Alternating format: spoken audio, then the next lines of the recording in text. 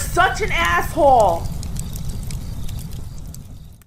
All right, we're going to anonymize some things because this guy actually has quite an impressive accomplishments and also a unique background. So he would be relatively identifiable. So I'll anonymize some things. Hi, Aaron. I'm a middle 20-something a year old from the Middle East, a foreign country in the Middle East. I have studied a double major during undergraduate in 2 hard STEM fields at a university in Canada. All right. I'm currently almost done with a master's in an equally difficult, respectable STEM field in the United Kingdom. So you're in the UK now.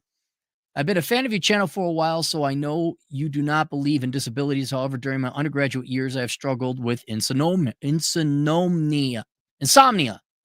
can't sleep.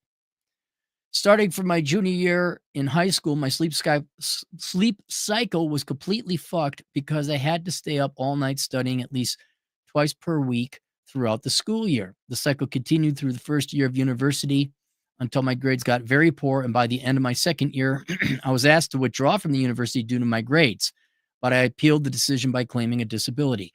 All right. Is there a chance you actually have insomnia? Sure. What did you do to ameliorate it? Did you get a regular sleep schedule? Did you take melatonin? Did you sleep? I mean, you loaded yourself up hard. All right. That's not a disability. I don't think so. I mean, you'd have to go talk to a sleep expert. But right now, you just pushed yourself too much. Ask me how I know. It took me years, and I continued to work in night security after college. It took me years to get it. I'm not kidding. Like 4 or 5 years ago, once I finally gave up drinking, finally got back to a normal sleeping schedule. And it started back when you were in high school, it sounds. So your grades obviously would suffer because you're taking on 2 incredibly difficult college degrees. And then now you're claiming it's a disability. I know you're from the Middle East. I have a question for you. Are you shooting up the white girl blood now? Huh? For the love of God, maintain my respect for the Middle East community where you don't run and whine and be, oh, I'm disabled. I'm disabled. If anyone remembers that one, IT crowd, anybody? It was freaking hilarious. You don't have to lower yourself to the standards of the West. You can maintain some honor and dignity. Please do not shoot up the white girl blood. Okay?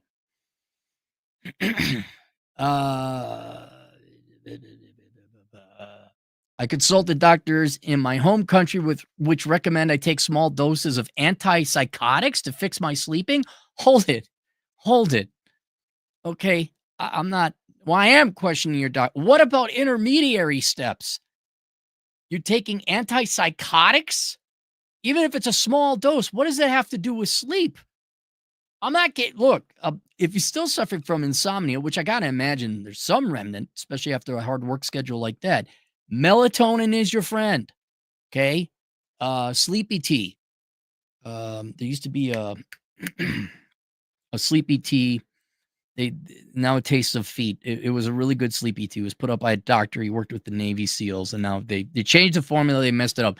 But there's regular sleepy tea you can get, right? But I would definitely try melatonin, right? And then the other thing is I think you just bit off way more than you could chew. I mean, your grades suffered, obviously, but this is it's analogous to, but not as hypocritical as fat women, especially in America, take an Ozempic to lose weight. It's like, why not, before you take a drug that shits out your insides, why don't you try some lifestyle changes like diet and exercise? But in your case, would be don't study so much, spread it out a little bit, get a good night's rest, take some melatonin, take some sleep. There's even regular sleeping pills. I know you were in Canada during that time and you're in the UK. I got to imagine they have them there too. In the United States, it's just over the counter. You don't need a prescription. The little blue pills. I mean, at least here in the United States. I take half a pill of that if I have trouble sleeping. Bam, knocks me out. Did you try that? Right? This is, unless you had tried things, you just didn't inform me. But the way you have it written right now, it seems like you had a lot of trouble sleeping because you were overworked. And then you went back to your home country and your doctors there said, here's some antipsychotics. Whoa, wait, whoa, hold on. Because you want to be on it. Let's say it does help you fix sleep. It does help you sleep. I can't imagine that's good for you in the long run.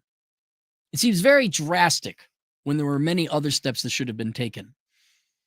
It took me a very long time to graduate, almost 5.5 years, probably because of the double major. Well, yeah. Yes. And probably due to me taking fewer courses per semester to reduce the overall workload. Yes, that's normal. And there's nothing wrong with that. You took on 2 hard STEM degrees, man. Most people, just a regular college degree, it's 4 years. Some people in STEM with 1 degree take 4.5, 5. You did 2 of them, and some of the courses counted, of course. Look, this is the classic case of correctly diagnosing the problem. And the problem, it's not even really a problem. You really challenged yourself. That's the main reason you didn't sleep. I'm going to guess. It's not you have a mental disorder and need to take antipsychotics. Now, maybe that is the case, but I would have first tried other things. And so if you want to get your sleep fixed for the rest of your life, which trust me, you do, sleep is incredibly important. Matter of fact, well, you probably know better than most because you had trouble getting it. Sleep is incredibly important. So much so, I wish I did not waste the hours and years chasing after girls at nightclub, which just go to bed, get some good rest. Way healthier for you. So if you want to fix your sleep for the rest of your life, let's try some other things that make a little bit more sense before we go to the nuclear option and take drugs. The school did not offer me any reasonable adjustment as well as no proper academic consultation on the courses I should take, which is why I took almost 48 courses in total instead of the required 40 courses for graduation. All right. So is that their responsibility? Like, don't they have a sheet? When I remember when I was going to college, I had to know which ones I had to take. So you took 48 courses instead of the required 40 courses for graduation. I don't know if that's on them, man.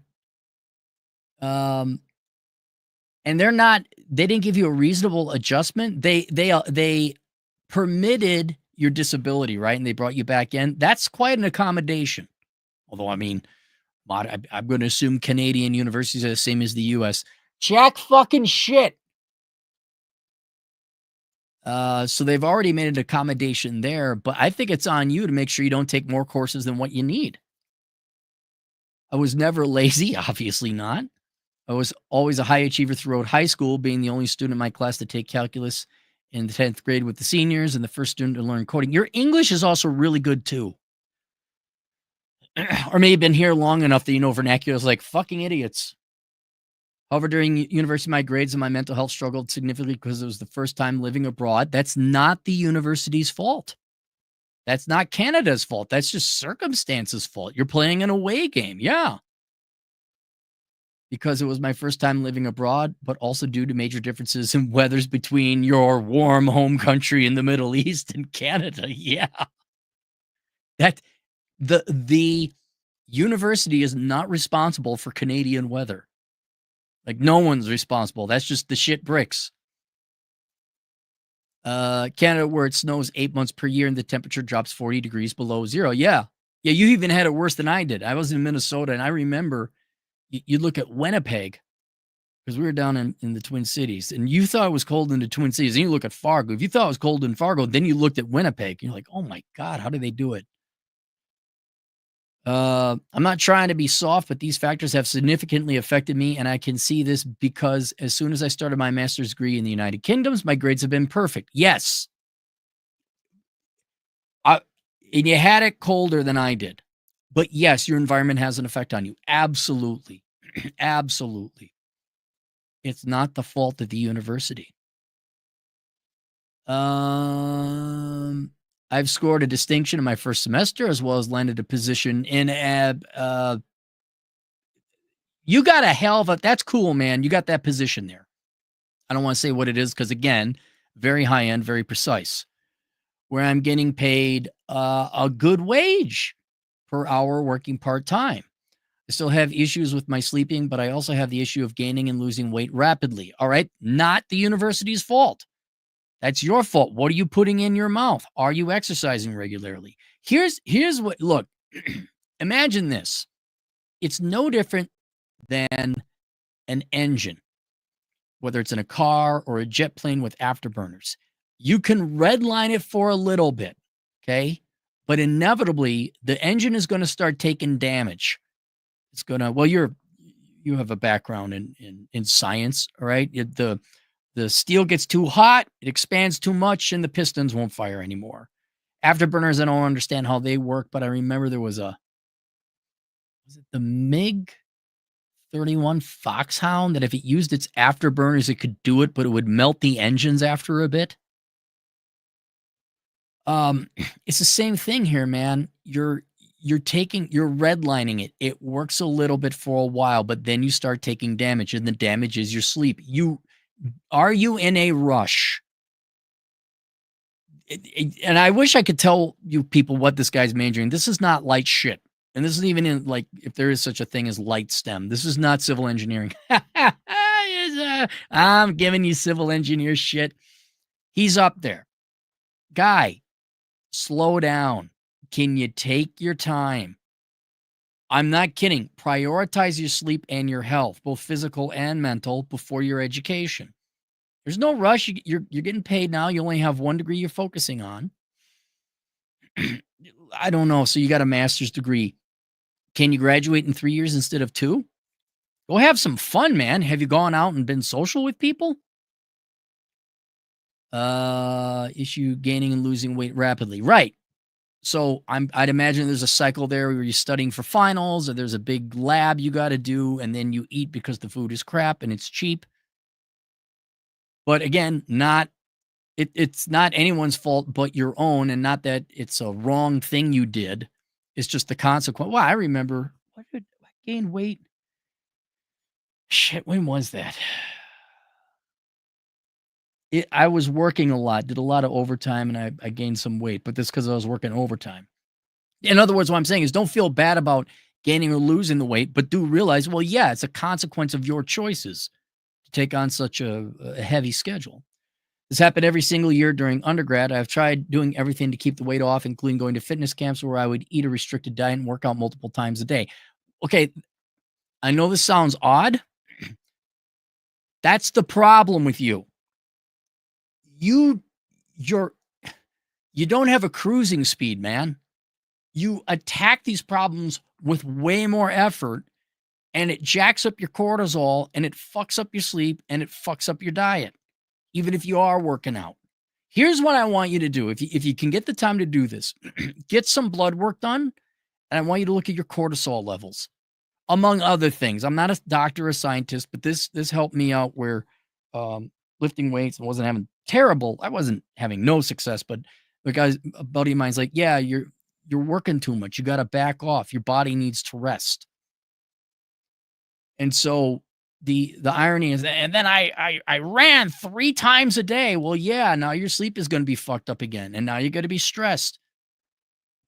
What you need to do is something consistent that you can do all the time.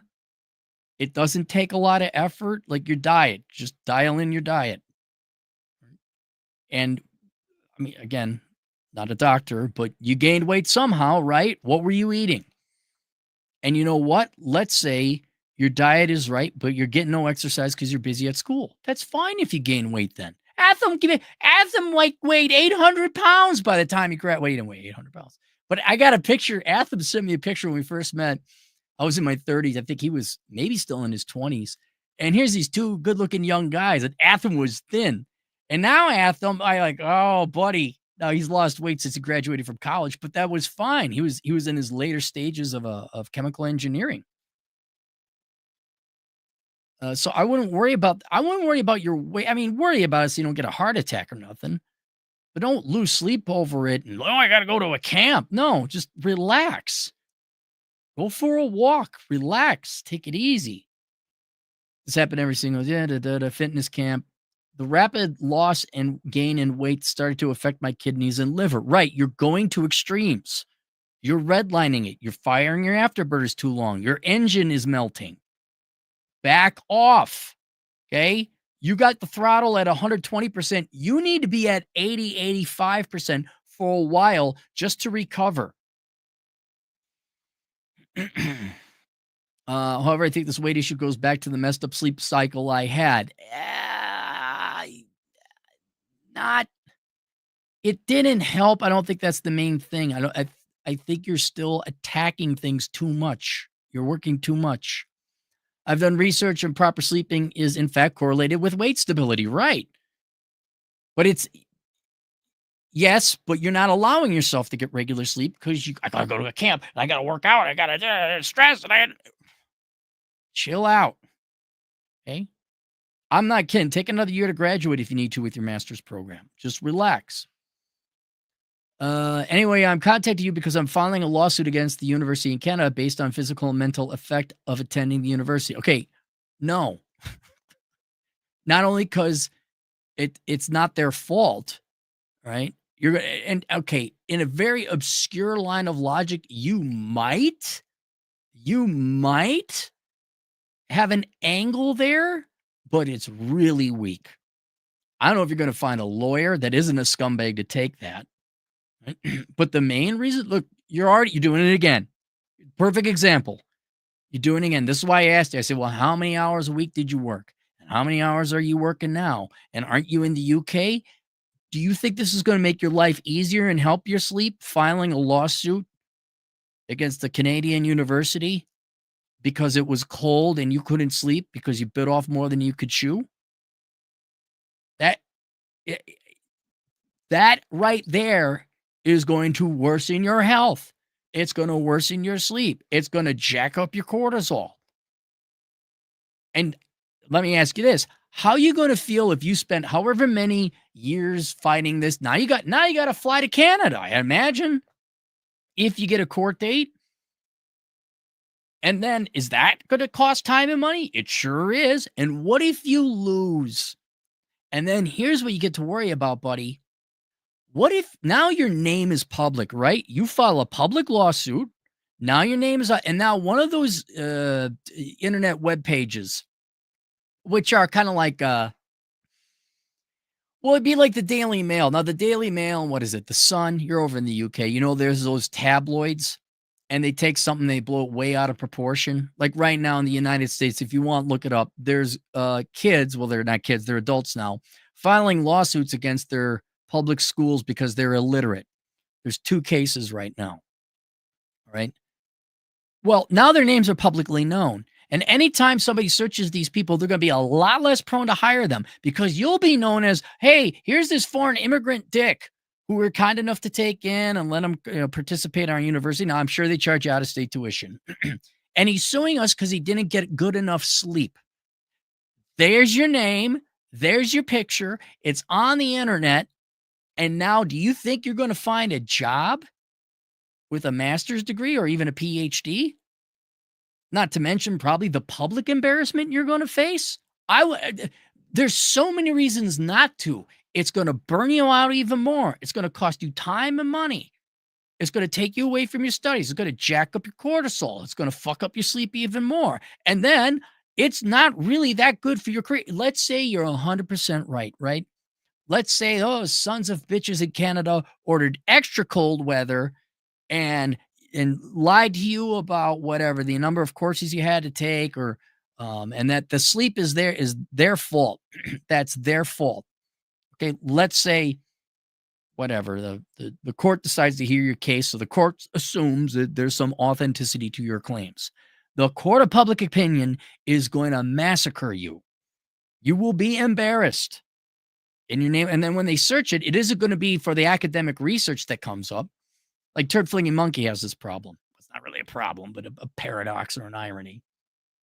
All the work he's done, philosophy, whether you agree with it or not, there's a tremendous, he's written books. I think is an incredibly intelligent person, and I disagree with him on many things. But I appreciate his intellectual thought and his effort that he put into all the thousands of hours of podcasts, hundreds of pages of books. He is known for photoshopping smiles on Brie Larson's face when she did what is it? Captain Marvel bitch, permanent resting bitch face. All right. Now, no one gives a shit. Like, if you looked him up, no one's going to care about his works or anything else like that because he put the smiley faces on Brie Larson. When people look up your name, they're going to like, oh, this is the guy that sued Canada because he couldn't get sleep because it was cold. And I will tell you now, Canadians, at least a significant percentage of them, they don't like foreigners and immigrants too much, especially given some of the other behaviors. This is going to play into that and is going to ruin the reputation of foreigners even further. So it's bad on all these accounts. So, I mean, you could do what you want, but it's just going to make your situation worse. That's my opinion. Based on the physical and mental effect of attending the university. I do not have any student loans, but I still think it is worth it getting some of my money back. I would like to know what you think. Do you think I have the right to file this lawsuit? I mean, yeah, I'm sure you probably, according to Canadian law, you have a legal right to file it. Ethically, no, because the vast, vast majority of your lack of sleep, mental issues. I don't even think you have mental issues. I think you're just tired and exhausted. That's because you decided to take those courses. And not your fault, but the Canadian winter is miserable and harsh. And let's just face it, Canada is a big colder Minnesota. I would not want to be in Canada, especially not in winter. That's not the university's fault. And that on that viewpoint, looking at it from that angle, the lawsuit would be viewed as absurd, and then it would gain media attention. Your name then, because you filed the lawsuit, the Daily Mail, right? You're in the United Kingdom. Go pick up a copy of the Daily Mail, and then you go look at all the people making fools of themselves. Or a lot of time what the Daily Mail will do is someone's not making a fool of themselves, but the story is salacious like this one would be, and then they run with it. Total idiot fool sues because Canada is cold when your lawsuit wouldn't necessarily precisely say that. That's what I would worry about, is the Daily Mail and the Sun picking up on that lawsuit. Do you think I should just let it go? And here's the main reason. You are not solving your problem. You keep misdiagnosing it. You work too hard. You're not getting your sleep. You're not letting your body rest. Pull back, because the issue isn't what happened to you in the past and your lack of sleep in the past. It's, do you want the situation solved going into the future? And I would, there'll probably be a ton of advice down below from people who are smarter and more professional, like nutritionists and sleep experts. But like I said before, just like the fat woman in America, I want to take Ozempic. No, do some other common sense things that'll help stabilize your sleep schedule and then improve your health, including your weight. So just have a regular diet, right? And don't deviate from it. As long as it's, I don't know if you're overweight right now or whatever, but as long as it's not more calories of energy than as long as you don't eat more calories than you need, right? Just maintain your weight, right? So don't do this, just a regular 2 meals a day or whatever. I know when I was in college, I only really had time for 1 or 2. So there's that. 2, look into melatonin and sleep tea, right? You may also want to look into sleeping pills. Again, I don't know how they're here. You just go to Walgreens or the pharmacy you buy, or Walmart, a grocery store. You just get them there. I gotta imagine they're the same little blue pills, like Sleep Aid. That's it. You may even just want to take half of one, right? I think like 1 is the full dose, but I've always gotten by on half. But I always take melatonin. I always drink a sleepy tea. I got my tea brewing right now. You're working part-time and you're going to school. So I don't think you're redlining it anymore in terms of your class and your school workload. So you should be able to handle that. I wouldn't worry about hitting the gym right now at all. I would just walk. Just get a walk in. If you can fit in, like you walk to school, you walk to your job. That's what I would do. And you know what? Let's say you get a little overweight. You pack on another 15 pounds. That's fine, man. You're getting a master's degree in a really advanced field. You've just went through hell. Forgive yourself and don't add the further stress to your life worrying about that you're overweight. That's okay. I mean, a little. Like, don't become the 800-pound Anthem we had to see a year and a half ago. I kid.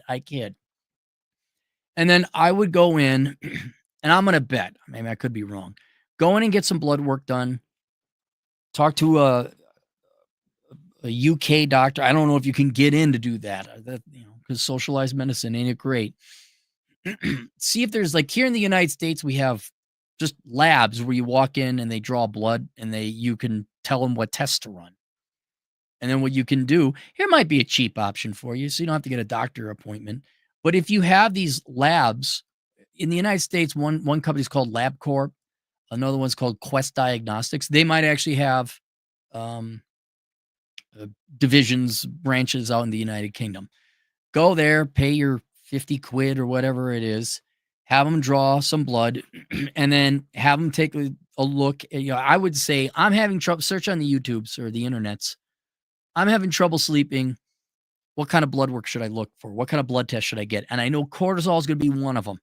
That is definitely going to be one of them, if not the main one. And then go online. You don't have to go to a doctor. Go online and you get a sheet. You could test a lot of things. I look at cholesterol, PSA, testosterone, cortisol.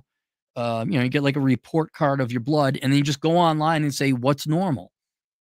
And I'm going to bet, buddy, your cortisol's off the chart. And get that down. You get that down, not suing things in foreign countries and triple majoring and going to work camps.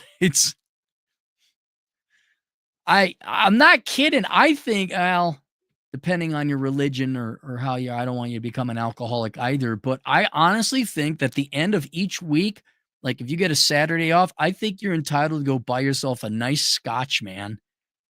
I don't know what your religion is, if you can drink or not, but I think you should just, go to some British pub and just sit there, have yourself a nice glass of scotch. Well, not a glass, have a pour of scotch or whatever it is you like to drink and just chill. And then get some work in. But yeah, that lawsuit would fire back on you from a PR and a career perspective angle. I wouldn't do it. I wouldn't do it.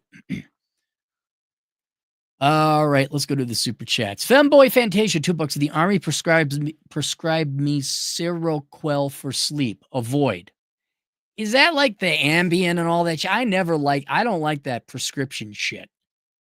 I know people that don't even like melatonin. And there's varying different types of, to the client. Melatonin varies.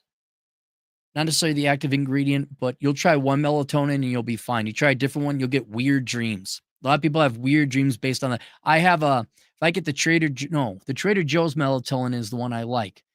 I had melatonin once. It was some off-brand. It was like a purple pill. Oh, never again. Never again. But yeah, so there's a vote against Seroquel. He shouldn't even be in the prescription world. It should be like, hey, here's your sleepy tea. Here's some chill the fuck out time. Go for a walk. Stop worrying about this shit. And then, I don't know. Watch some spaghetti westerns. They're calming. Robert Archer, our North Dakota agent in the field, $2. Sleep during calving and harvest season. I don't know what you weirdos in your northern, practically Canada, what your rituals are when you sleep and when you hibernate. I got out of there. Spike Spiegel. The Spike Spiegel, $10. Bang. Femboy Fantasia, $5. I did an insane work study habit for a while. Got terrible, vivid, and horrifying nightmares. I slowed down and it got better. Yeah. Not a neurologist either, but I gotta imagine not getting sleep and being stressed all the time wreaks night. It's gotta wreak. Now, when I slept, like in college, I didn't have to take melatonin. I just went right out because I was physically exhausted. Alex Patino, a truck driving Latino agent in the field. Remember that guy who sued McDonald's, KFC, Burger King, and other fast food joints because their food made him fat? Shake my damn. Exactly. It's not as absurd as that, but it's pushing it. It's cold in Canada. Cyberbully, 10 generous dollars. Interesting analysis would be on the physique market. There's both inflation and deflation. The standards of being considered jacked in dating is hyperinflated, but population is fatter than ever. Yeah, you're right. The online dating and the internet has really skewed people's expectations, right? Like in the 80s when we saw a hot chick, like when we saw Heather Locklear, we weren't thinking like, oh yeah, I'm going to get her. We were just like, damn. You guys want to see what you missed out in the 80s? Look up Heather Locklear in the late 80s. You go look that up. Yeah, but we didn't have those delusional expectations. Now, all these fake profiles filling in girls in. I expect him to look like this. He better be Jack. Good luck finding him. The Plains Warrior, $2. Meditate USA. I can't critique it because Paul Bauer over at Come On Man podcast, Turd Flinging Monkey. A lot of people I look up to and respect, they recommend meditation. I haven't gotten there yet. I'm okay. The problem with meditation is you got to sit still. I got some wind chimes on my back patio, and I kind of sit and just chill out and listen to that, but I'm smoking a cigar or something else. That's a whole that you got to sit down and be within yourself and not let other things bother and breathing. And okay, I'm whining and complaining because I don't have the patience for it. There, that's the truth. I don't want to sit down and do it. Bob, $5. I did a blood work for my checkup. My doctor insisted to do an STD test even when I say no. Can I sue them if they still proceed? Bob, $1 US.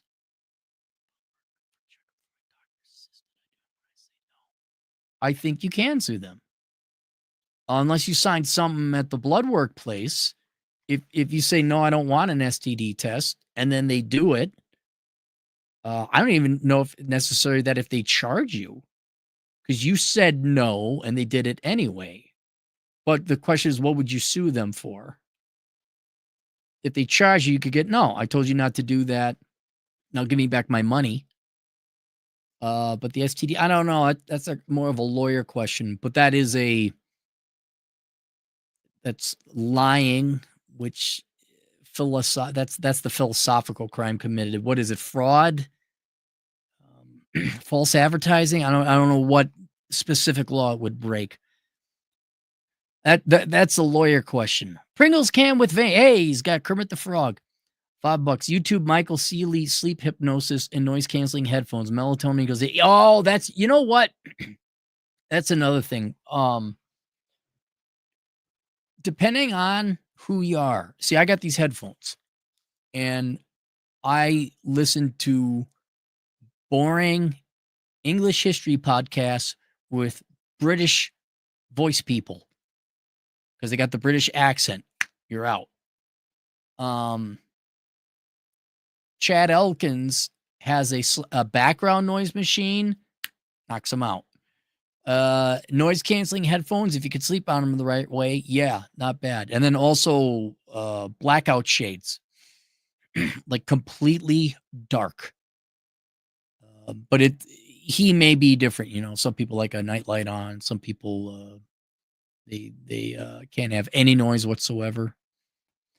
Maddie, CR7, 100 Argentinian pesos, because psychology is mostly BS with BS girl and boy professionals. Yes, psychology is mostly BS.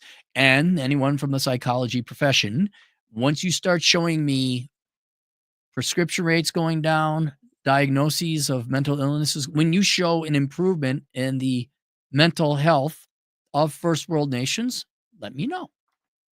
Let me know. And then I'll say, oh, look. You actually are effective. In the meantime, you're as effective as economists. All right, that's it. Questions, answers, assholeconsulting.com. We'll see you guys later. Toodles.